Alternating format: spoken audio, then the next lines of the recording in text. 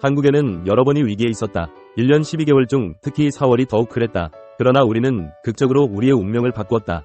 행운이었다.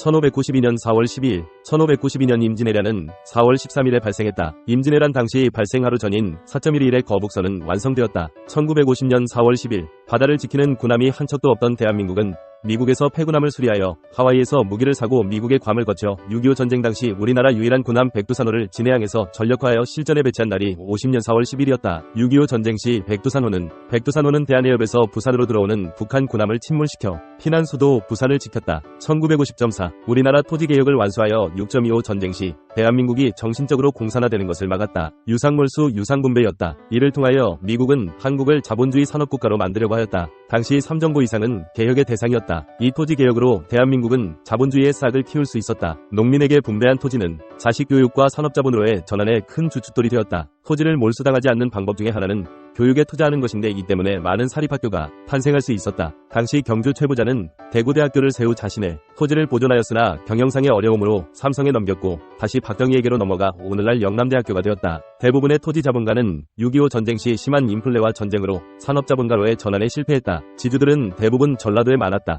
전쟁과 인플레로 인한 전라도 지주그룹의 전멸은 전라도에서 자본가의 탄생을 힘들게 만들었다. 상대적으로 전쟁의 피해가 덜했던 경상도는 전쟁 특수로 산업자본가로의 전환에 유리한 고지를 점할 수 있었다.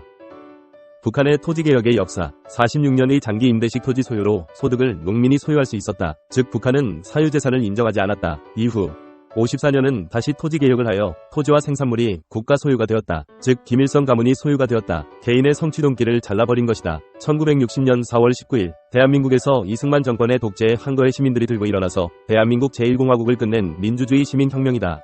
국제적으로는 아시아에서 드물게 성공한 민주혁명으로 평가된다.